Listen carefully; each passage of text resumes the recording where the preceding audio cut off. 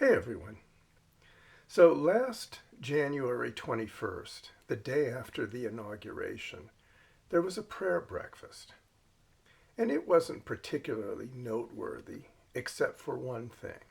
At a certain point, Episcopal Bishop Mary Ann Buddy got up and gave a sermon. It was soft spoken, but nonetheless very pointed at Donald Trump and his team who sat in front of her. Bishop Buddy made a request of the president, and I quote, "The people who pick our crops and clean our office buildings, who labor in poultry farms and meatpacking plants, who wash the dishes after we eat in restaurants, and work the night shifts in hospitals, they may not be citizens or have the proper documentation, but the vast majority of immigrants, they're not criminals. They pay taxes and are good neighbors. They are faithful members of our churches, mosques, synagogues, and temples. I ask you to have mercy, Mr. President, on those in our community whose children fear that their parents will be taken away." Well, the response to Bishop Buddy was furious and immediate. Congressman Mike Collins of Georgia wrote that she should be immediately put on a deportation list herself. A meme sprung up on social media calling her a fake bishop, presumably because she was a woman and people didn't easily accept the idea that the Episcopal Church allows for female bishops, so that made her a fake bishop. And of course, Donald Trump got into the act himself. Trump wanted an apology and called Buddy a radical left hardline Trump hater. He said her sermon was nasty in tone and added for good measure, it was neither smart nor compelling. End quote. And I bring this up because just last Thursday, Trump posted some thoughts on Truth Social that seemed to channel Bishop Buddy directly. All of a sudden, he's stealing her lines. Trump wrote, "Our great farmers and the people in the hotel and leisure business have been stating that our very aggressive policy on immigration is taking very good, long-time workers away from them, with those jobs being almost impossible to replace. We must protect our farmers, but get the criminals out of the USA." So what's going on here? Trump all of a sudden has done a 180 and is essentially stealing the lines of Bishop Buddy. So this raises a couple of issues for me. First of all, did he just discover this last Thursday? How did any serious person not know that undocumented workers are the backbone of the agricultural, construction, and hospitality industries? How did he not know that, particularly since he owns Bedminster, which has been exposed numerous times for its hiring of undocumented workers? And if he did know this all along, why have we been raiding farms? Why have we been raiding restaurants and hotels? Why have we been deporting the longtime workers of these businesses? For example, ICE officials raided dairy farms in Vermont in the middle of the night, rousting people who've been working there for a decade, milking the cows and doing important jobs on the dairy farms. They raided a construction site in Tallahassee, Florida, and arrested around 100 workers, such that the construction had to shut down temporarily. This has been going on all over the country. So this hint that he might change his deportation policy and not target longtime workers who are involved in propping up our economy actually angered some of his staunchest followers. And they said, "What is this guy doing? We thought he was hardcore." And the reaction to his statement on Truth Social was so strong that hours later, Trump had to yet reverse himself again, writing that immigrants, quote, "come from some of the most dangerous and dysfunctional nations on earth, many of them rapists, murderers, and terrorists. Those who are here illegally should either self-deport or ICE will find you and remove you. Saving America is not negotiable. So this underscores one of the important points of Trumpism, and that is its inherent cruelty. The cruelty of the Trump policies is not a secondary byproduct. It's a selling point. It's at the core of Trumpism. And the reason I know this is because when I, against my better judgment, go on X and start reading posts there, invariably I find videos that people have posted of undocumented workers being dragged from car washes, hotels, restaurants, farms, manhandled, thrown face down, being dragged away. And the person who posted the video will invariably say, now, this is what I voted for. They want the cruelty. It's not about enforcing the law. It's about punching down and brutalizing the marginalized. So Trump has painted himself into a corner on both tariffs and deportations. With respect to tariffs, he can either keep the tariffs at a high level and kneecap the small business owners of the country because they can't afford to pay for the high import taxes that he's imposing upon them. Or he can admit that his policy is a flop and abandon it. And with respect to deportations, he can continue to go after people working in the ag, construction, and hospitality sectors and throw them all out of the country. But then all those industries will take an enormous hit.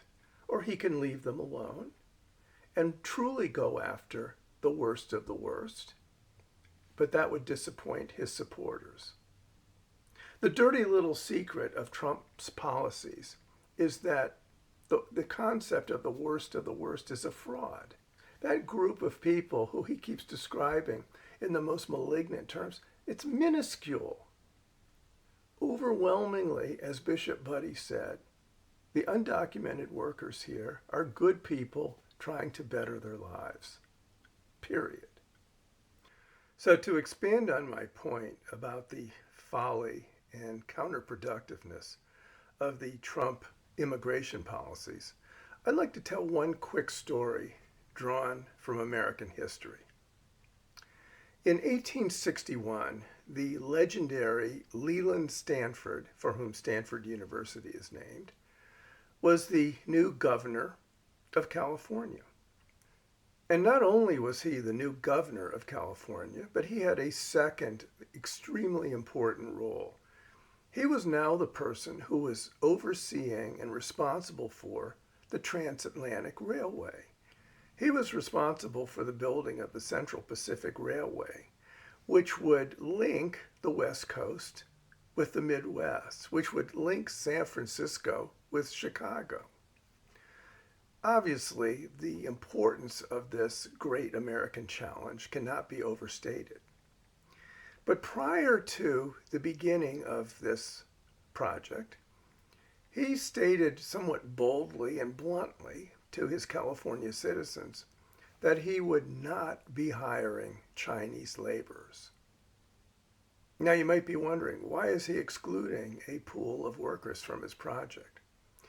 Well, during his inaugural speech in 1861, he explained that to the California citizens, and I quote, "To my mind, it is clear that the settlement among us of an inferior race is to be discouraged by every legitimate means.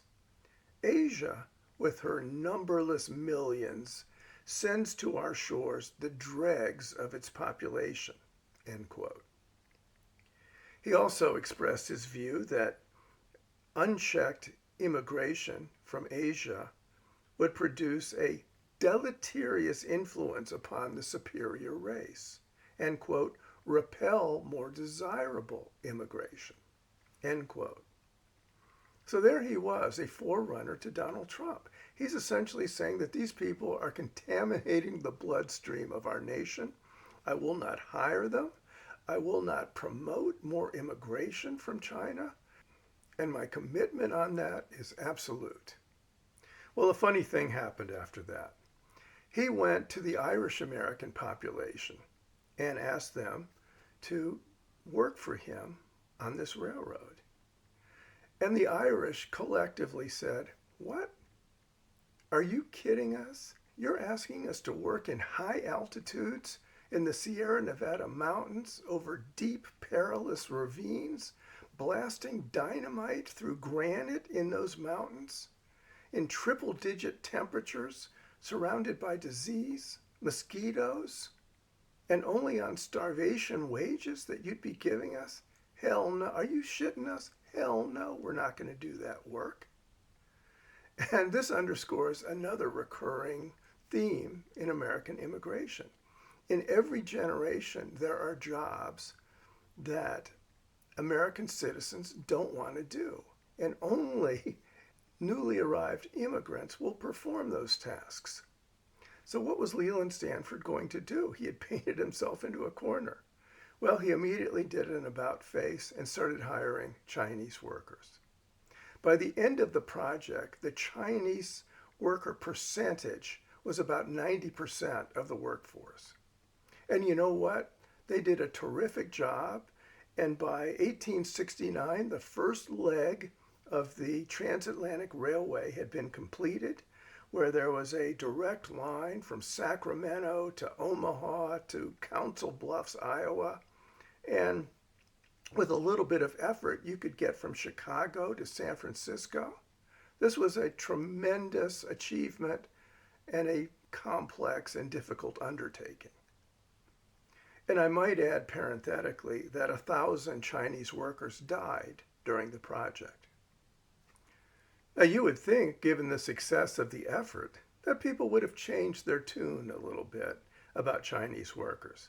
They might have patted them on the back, thanked them for a terrific effort, and said to them, "Hey, we owe you a debt of great gratitude.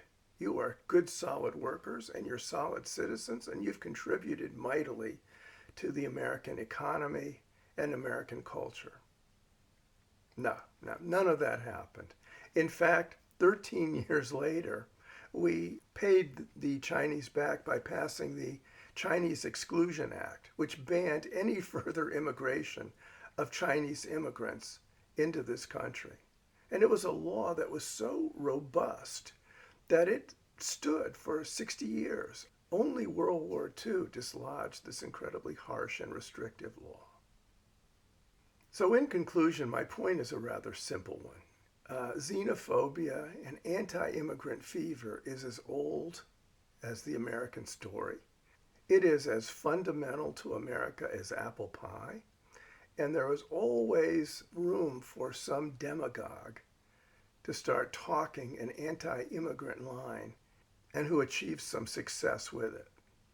Now, it is true that ultimately the demagogues get their comeuppance. Charles Lindbergh is widely reviled now for his anti-immigrant views. Joe McCarthy had anti-immigrant views. Even Henry Ford spouted an anti-immigrant line. So Donald Trump will ultimately get his comeuppance in the history books. But those individuals can do a tremendous amount of damage before that happens. As many people have said before me, the arc of the moral universe is long and sometimes too slow, but it does bend toward justice. So stay tuned to see what happens with these cruel Trump immigration policies. See you next time.